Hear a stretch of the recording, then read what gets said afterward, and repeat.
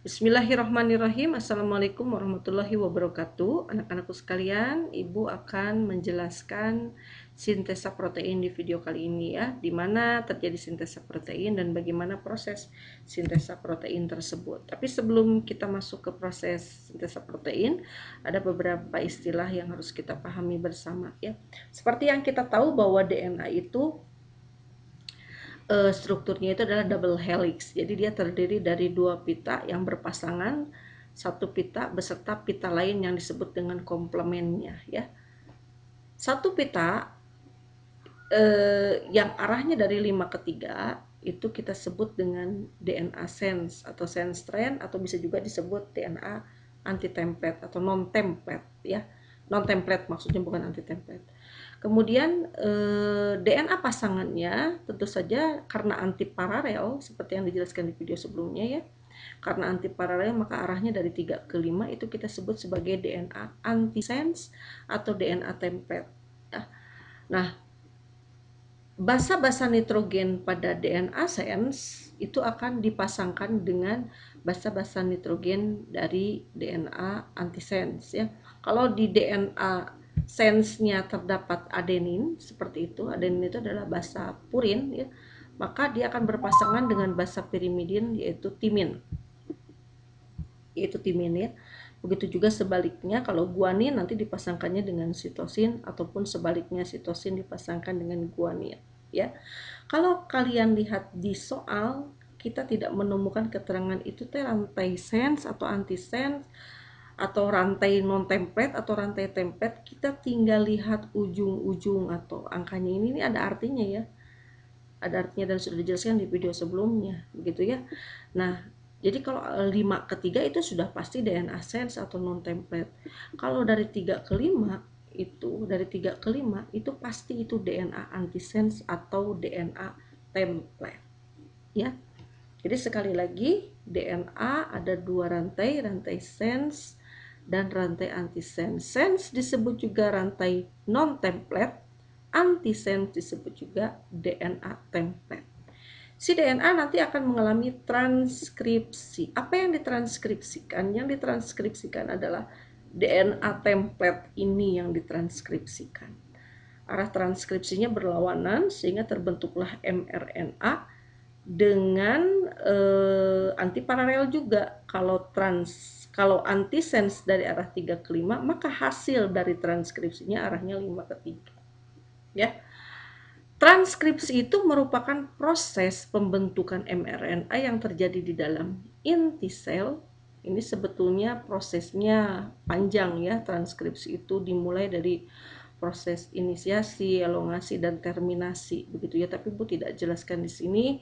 Ini supaya kalian tahu saja bahwa hasil transkripsi itu adalah mRNA dengan arah antiparalel dengan antisense, tinggal dipasang-pasangkan nanti ya, ditranskripsikan. T berpasangan dengan A berpasangan dengan U. Kenapa tidak dengan T?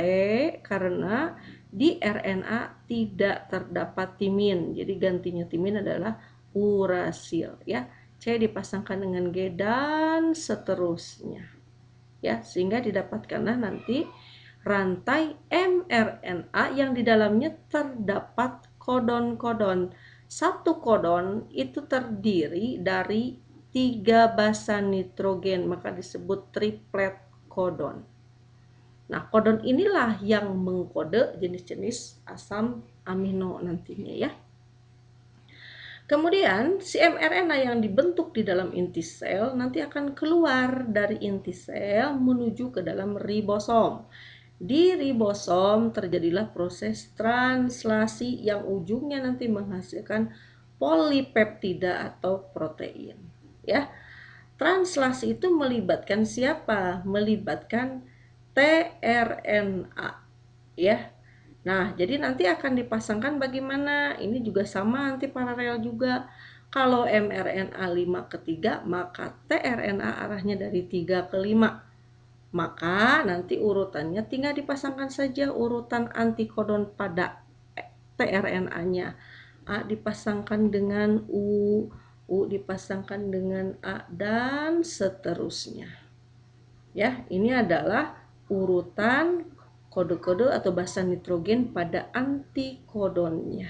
Ya, setiap satu antikodon seperti ini, ya, setiap satu tRNA nanti akan membawa satu jenis asam amino. Nah, sekali lagi, asam aminonya itu nanti dikode oleh kodon ini. AUG itu nanti mengkode metionin, ya. Jadi si asam si tRNA dengan antikodon CCC, dia nanti akan membawa jenis asam amino glisin yang dikode oleh GGG. Jadi kodenya nanti GGG, ya, dan seterusnya, gitu ya. Nah, ini misalkan ini adalah sebuah untai dari DNA. Pada untai DNA ini terdapat beberapa gen misalkan, ya. Nah, satu gen ini yang akan dibentuk proteinnya misalkan, ya. Nah, sekali lagi yang akan dibentuk proteinnya itu yang kita butuhkan adalah DNA strand-nya atau DNA template-nya, dan arahnya dari 3 ke 5 tadi, ya. Ini urutan basa nitrogennya. Kemudian nanti akan dilakukan transkripsi. Transkripsi membentuk mRNA. Ingat-ingat, mRNA dibentuk dengan arah berlawanan atau antiparalel, sehingga arahnya dari 5 ke 3. Nanti dia tinggal dipasangkan dari DNA strand-nya. Kalau di DNA strand ada A, maka dipasangkan dengan U di mRNA-nya. Kalau di sininya C, maka dipasangkan dengan G dan seterusnya. Ya. Nanti mRNA yang ini akan keluar dari inti sel, masuk ke dalam ribosom, dilakukan translasi. Sehingga nanti terbentuklah protein-protein seperti ini. Ya. Nah, bagaimana sintesa protein di ribosom tersebut, ya? Nah, ribosom itu terdiri dari subunit kecil dan subunit besar, ya. Ini adalah RNA yang tadi masuk ke ribosom, kemudian nanti setelah RNA masuk akan menempel ribosom unit kecil, ya. Nanti ribosom unit kecil yang menempel di mRNA itu akan menginisiasi si tRNA untuk menempel pada kodon, ya. tRNA yang membawa antikodon itu harus pas dengan kodonnya, ya. Jadi kalau di kodonnya ada A, di antikodonnya ada U. Kalau di kodonnya ada U, di antikodonnya harus A, dan seterusnya, ya. Nanti dia nempel tRNA di sini. tRNA ini sekali lagi dia akan membawa sejenis asam amino. Asam amino yang dikodenya sesuai dengan kodonnya. Jadi kalau UAC nanti dia akan membawa metionin. Kalau nanti kamu lihat di cakram genetik, si metionin tersebut nanti dikodenya oleh AUG. Nanti kalau dia sudah ditempeli oleh tRNA, masuklah ribosom unit besar, begitu, ya. Nanti ribosom unit besar ini yang akan menggerakkan kompleks ribosom ini ke arah sini, ya. Ke arah sini dia nanti bergeraknya, sehingga nanti tRNA yang tadinya ada di P site gitu, dia akan bergerak menjadi ke E site. Yang di tengah ini jadi kosong kan? Nah, dia akan ditempeli akan ditempati oleh tRNA yang sebelumnya nempel di A site, seperti ini nih, seperti ini, ya. Jadi misalkan tadi kan si tRNA-nya pertamanya nempel di sini, ya. Nah, kemudian ribosom unit besarnya bergerak ke arah kanan sehingga dia tergeser ke sini, ya. Nah, yang di sini jadi kosong digantikan oleh tRNA yang berasal dari A site ini, maju menjadi ke P site.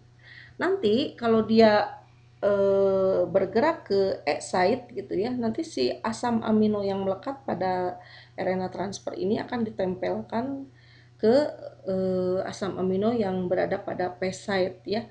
Nah, dan seterusnya sehingga terbentuklah rantai-rantai asam amino sehingga membentuk polinukleotida. Kalau sudah mencapai stop codon, nanti si kompleks ribosom ini juga akan lepas sendiri dan terbentuklah rantai polinukleotida yang akan dimanfaatkan untuk mensintesa protein tertentu, ya. Nah, sekali lagi bahwa tadi satu jenis asam amino itu dikode oleh kodon, ya. Cara mencarinya bagaimana? Kita bisa menggunakan cakram genetik atau tabel seperti ini, ya. Nah, kalau setiap sintesa protein pasti diawali dengan AUG ini sebagai start codon. dan nanti akan diakhiri dengan UAA, UAG atau UGA sebagai stop codon ya. AUG nanti akan mensintesa metionin, mengkode metionin, sedangkan yang 3 stop codon ini tidak mengkode protein apapun, maka disebut juga sebagai codon nonsense yang tidak tidak mensintesis yang tidak mengkode satu jenis asam amino pun ya. Demikian anak-anak, Ibu harap dengan keterbatasan ini bisa dimengerti ya. Nanti bisa dilanjutkan dengan diskusi-diskusi di grup WA-nya. Kemudian ini harus banyak latihan untuk kita memperlancar menentukan jenis protein yang terbentuk dari suatu jenis DNA ya. Nah, demikian penjelasan Ibu tentang sintesa protein. Terima kasih atas perhatiannya. Assalamualaikum warahmatullahi wabarakatuh.